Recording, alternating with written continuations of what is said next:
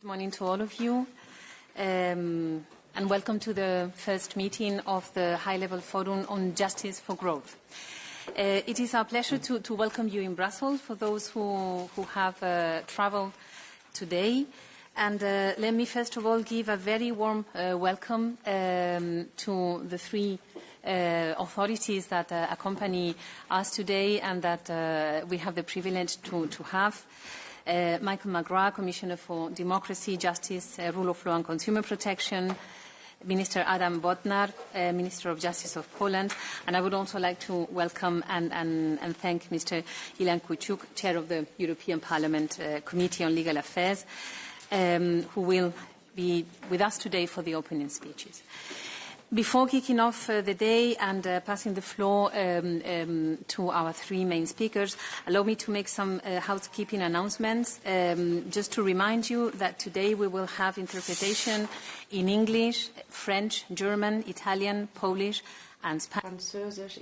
I would like to already extend my thanks to the interpreters for the work that they will be doing alongside today, and just to remind the speakers to speak at your normal pace. Do not rush. Make the work easy for the interpreters, and if you have to read a document, please consider it sharing the document with the interpreters as well, so that they can provide a quality service. So, without further ado, let me give the floor to Commissioner McGrath, who will, for an unforeseen important event, have to leave us during the coffee break, but whom we have the pleasure to have for the introductory remarks and the first panel. Commissioner, the floor is yours. Thank you very much, Director General, and good morning, ladies and gentlemen. Minister Bodnar, Ilhan Kyuchyuk, Chair of the Legal Affairs Committee, representatives of Member States, of Parliament and Council, representatives of European umbrella organisations and associations and private sector stakeholders. Dear colleagues, you are all very welcome here today for the launch of the High-Level Forum on Justice for Growth, and I thank each and every one of you for your attendance and participation. It is my privilege to commence this broad strategic reflection process where you, our main stakeholders, can help us to develop ideas for our future policy work. As highlighted in the Competitiveness Compass, Europe needs to act now to regain its competitiveness and secure its prosperity. I think there is a broad consensus of the need to do this. The Competitiveness Compass responds to the Draghi report's call for the EU to close the competitiveness gap with other major economies, including by reducing administrative burden on businesses. The Letta report also highlighted how regulatory simplification and reduced regulatory burden are key to removing barriers in our single market. Addressing these priorities is the very reason why I have launched this high-level forum on justice for growth. This morning I invite us all to focus on and discuss together how justice policies can contribute to and further support European competitiveness and growth. I've chosen the format of a high-level forum because it allows us to bring together the broadest range of relevant stakeholders and to have open and future-oriented discussions.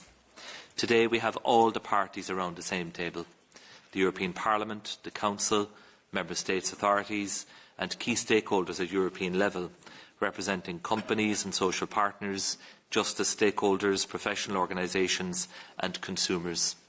In our discussions, we should aim to build upon the recently adopted European Council conclusions on competitiveness, the strategic guidelines for legislative and operational planning within the area of freedom, security and justice, as well as relevant Council work, such as the Council conclusions on competitiveness through civil justice.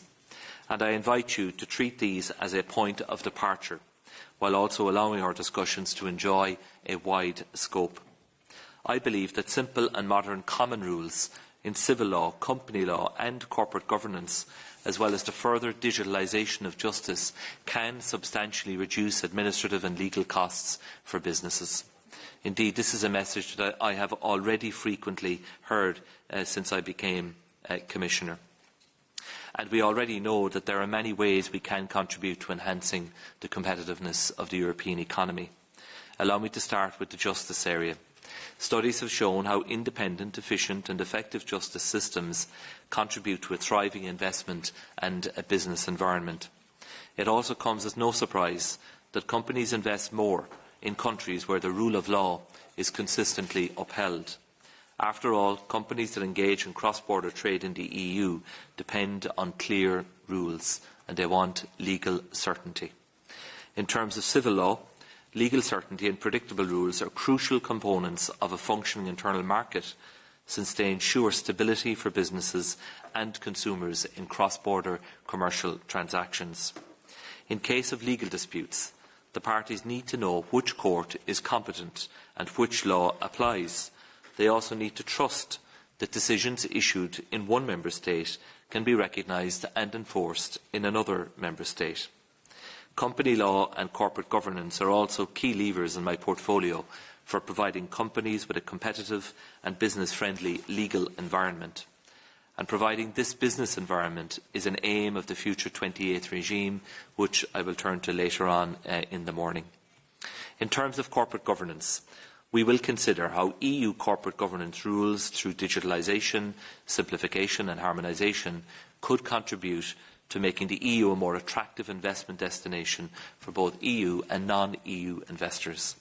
This in turn will foster innovation and growth, and this could be done through the facilitation of shareholder engagement and the exercise of shareholder rights. Finally, in relation to the digitalisation of justice, the Digitalisation Regulation now provides a new legal framework on the use of digital communication channels for the purposes of judicial cooperation and on the use of video conferencing for cross-border hearings. But at this forum, I invite you to look beyond the existing Digitalisation Regulation and to reflect on what more we could do to make justice more efficient and to reduce costs. With this aim in mind, I also invite you to tap into the enormous growth potential offered by AI. I pledged during my hearing in the European Parliament that I would seek the views and advice of our main stakeholders when developing policies within my area of responsibility. And in all of these topics, I am genuinely keen to listen to and indeed to learn from you. Today marks the start of our joint reflection process, with 3 further meetings to be organised this year. Under our overarching goal to boost European competitiveness, we will discuss potential non-legislative and legislative initiatives. In preparing our work, we will be supported by discussion papers focused on concrete questions prepared during technical meetings. This is so that by the time we meet at the end of the year, we will be able to discuss the overall conclusions of this high-level forum as a basis for shaping our common vision for the next 5 years. Today we will start with the topic of competitiveness by focusing on the 28th regime and simplification. We will then continue with a discussion on the need to modernise 2 very important civil law legal acts, the Brussels 1A and Rome II regulations. And we will also discuss the need to envisage EU legislation on third-party litigation funding. In June, we will reconvene to discuss the digitalisation of justice and develop more in-depth discussions on company law, focusing on the 28th regime and corporate governance. So before passing back to the Director General, I would like to thank you again for being here in person with us today. I look forward to what will be, no doubt, an interesting and enlightening discussion. I invite you again to share all of your expert insights as part of this reflection process. This is about sharing your views, and we are very much listening. Thank you all very much. Thank you very much, Commissioner McGrath, for your introductory remarks. Just another announcement that I have to make. These introductory words by the 3 speakers will be web streamed, and after the introductory session, we will stop the web streaming. Although the intervention of Commissioner McGrath will also be streamed, but there will not be web streaming during the Q&A, during the interventions of the floor. Let me now give the floor to Minister Bodnar. Please, you have the floor. Dear Mr. Commissioner, dear Mr. Chairman of the URI Committee, dear Madam Director General, distinguished colleagues from fellow member states, and last but not least, esteemed representatives of academia, business, as well as consumer organizations. It is a privilege for me to be today at the first step of the discussion on the Justice for Growth. This is an event which is co-sponsored by the European Commission and the Polish presidency in the Council.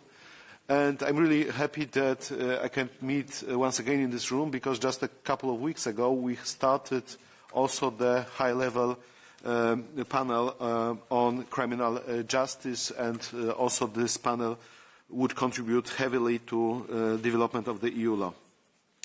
During our presidency, we strive very much to underscore, after our own very difficult period of backsliding with the rule of law, that an independent, robust and efficient justice system is a cornerstone of our European values and fundamental rights.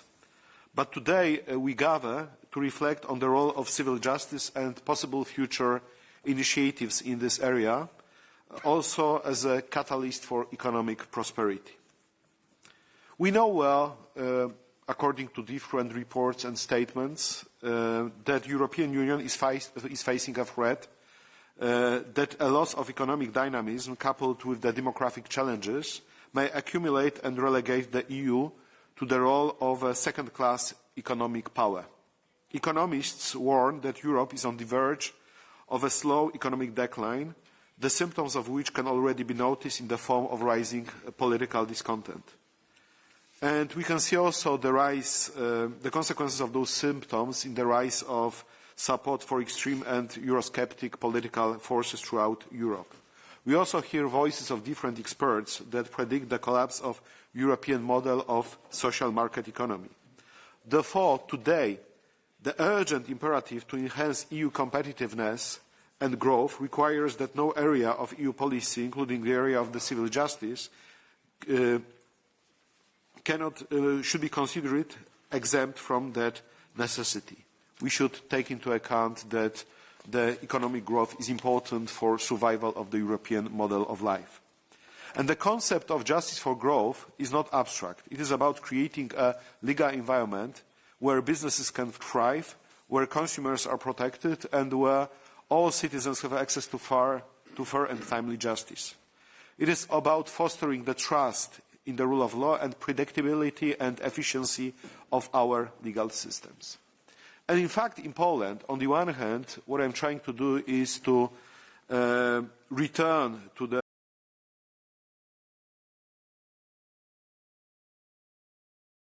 actively executing our internal Justice for Growth agenda. We are investing a lot in digitalization of judicial proceedings. We are working towards enhancing the capacity of our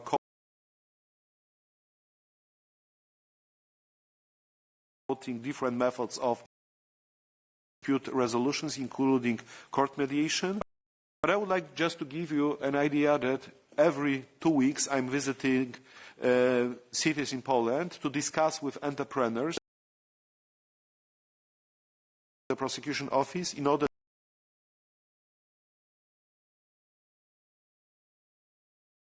concerns about efficiency of court proceedings, and it is visible how much entrepreneurs require that kind of.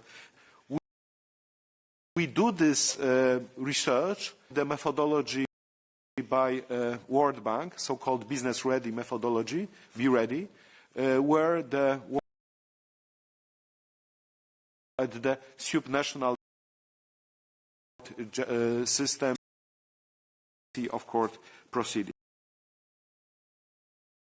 The future European initiatives, I think that we need to focus on issues which will allow us to achieve the tangible advancement of the Justice for Growth agenda. I do not think that the way to achieve such advancements is to open very prolonged negotiations in completely new fields with uncertainty. On President EU should be big. Should concentrate on modernizing and adapting the EU legislation. best way forward. In the area of civil justice, that would mean adopting an agenda of reviewing the key pieces of EU legislation, especially Brussels I for the free circulation of judgments in civil and Home to regulation governing the law, contractual obligation.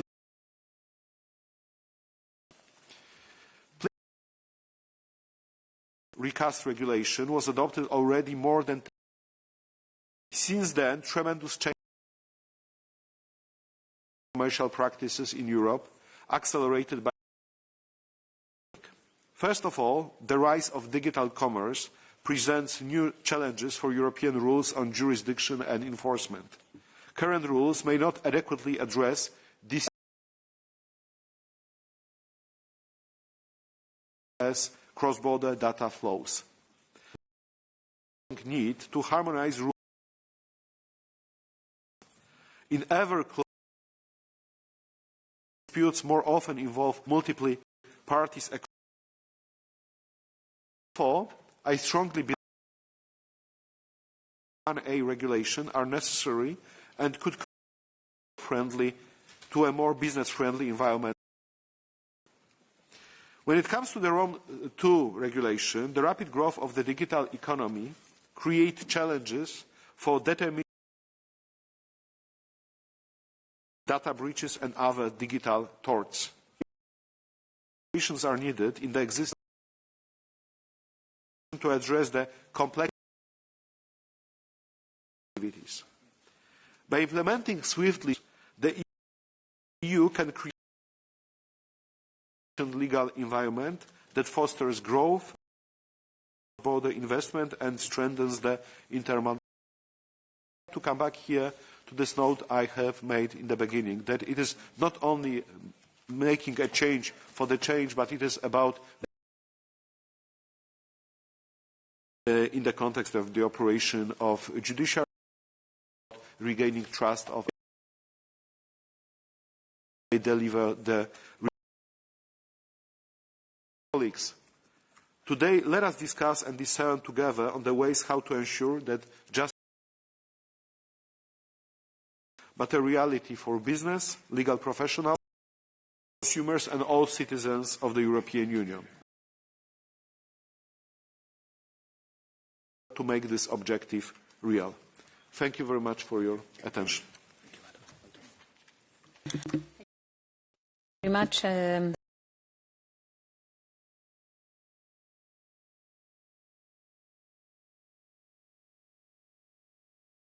Committee in the European Parliament, the floor is yours. Thank you, Director General, dear Michael, Mr. Commissioner,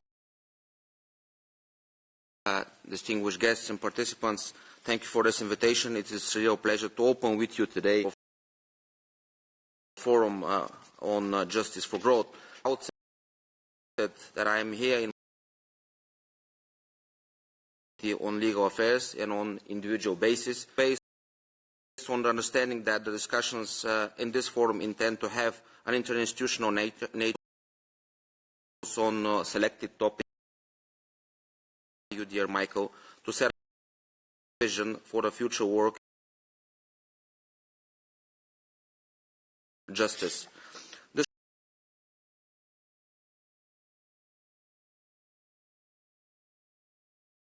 And various underline that any recommendations that might be considered or adopted at the end of the high level would by binding on the Committee on the Legal who retain all of the prerogatives of the legislator. Last November hearing, Commissioner McGrath should show our share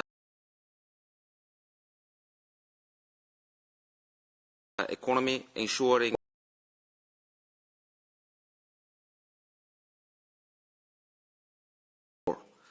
when pursuing this goal, we should that the values carried by justice cannot be to economic objectives. but where for our citizens, businesses, and we should explore every measure of justice and gives opportunities for growth. As we face rapidly evolving global and technological landscape, that the role of stated as fosters legal certainty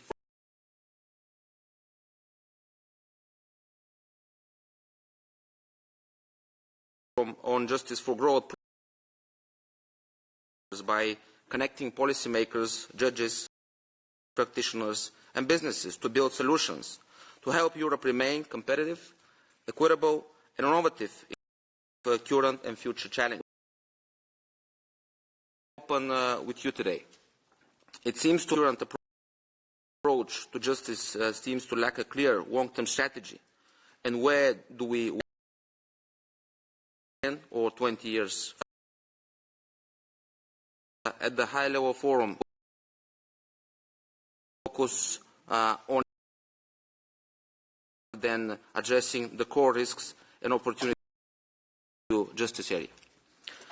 I would think of the absence of strategic objectives for the EU in a volatile international economy. We need a